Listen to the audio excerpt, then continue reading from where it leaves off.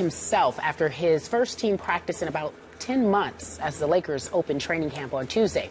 Bryant played in only 6 games last year while recovering from a torn Achilles and then suffered a fracture in his left knee that ended his season.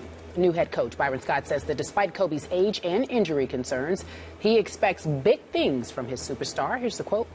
"I'm expecting him to play 82 games and play well. To be honest with you, he's a guy who's going to probably average 23, 24 points per game. Our biggest thing is making sure he stays healthy and keeping his minutes to a minimum where he can play those 82 games.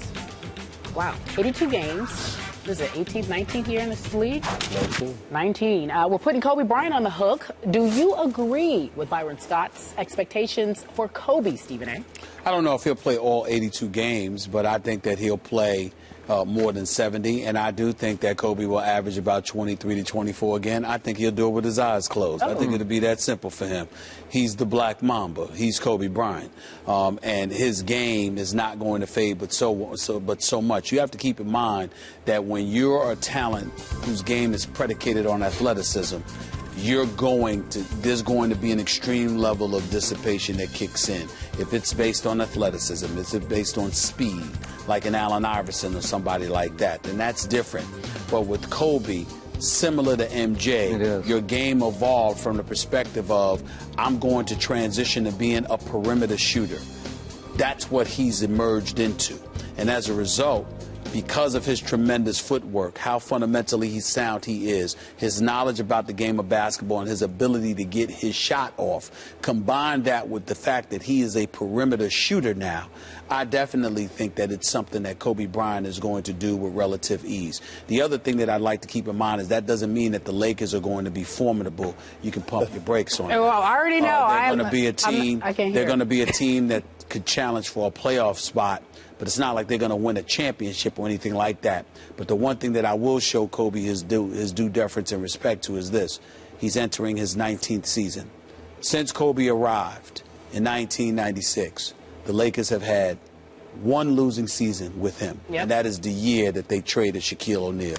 2004, 2005, they went 34-48. Outside of that, last year don't even count because he only played like 6 games because he was injured. So that means in 18 years, Kobe Bryant has had one losing season, and that is the year they lost Shaquille O'Neal. I think he's going to be fine. Lakers play 82 games. Like, what do you think? 50? They win 50? 30? How many games they win?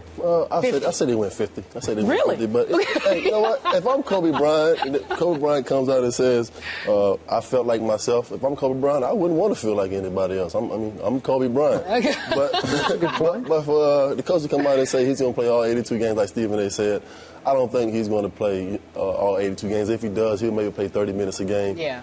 And, Kobe is one of the most, fierce competitors of our generation.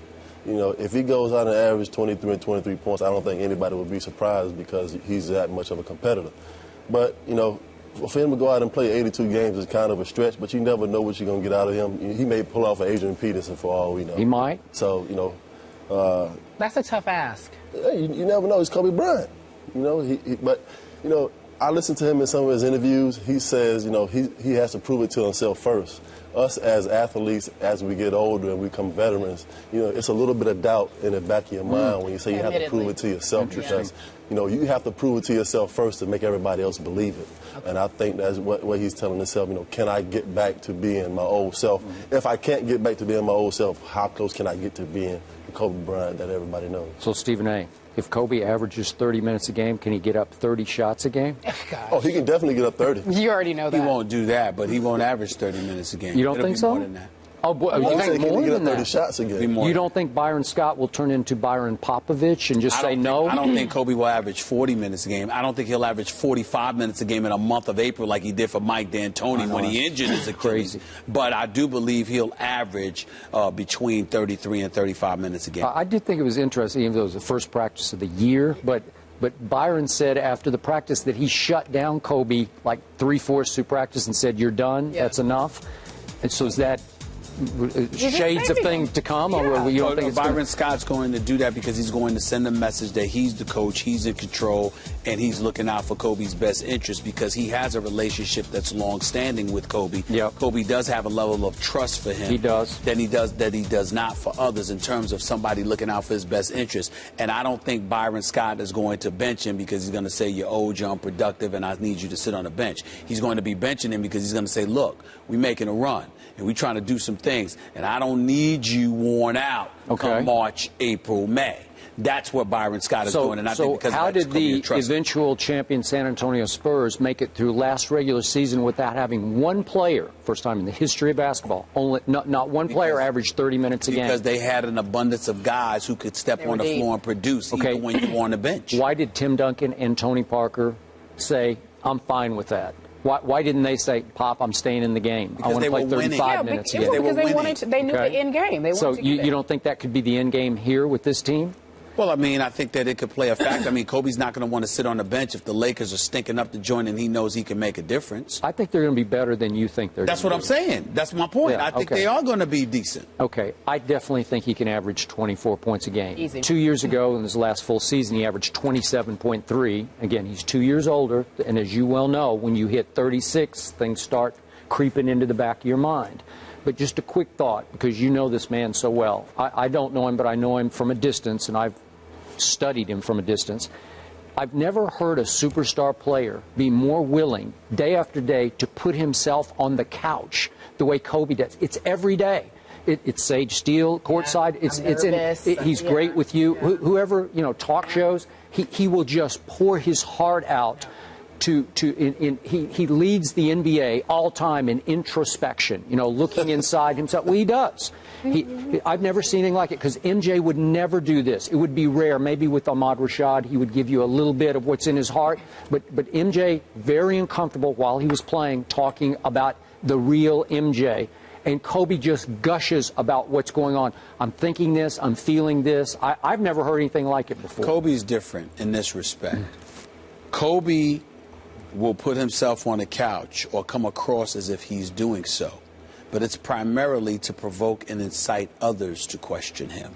And then he will use those questions as fuel to quiet the doubters. Michael Jordan didn't do that, but the league was different then. We weren't as PC in the past as we are now.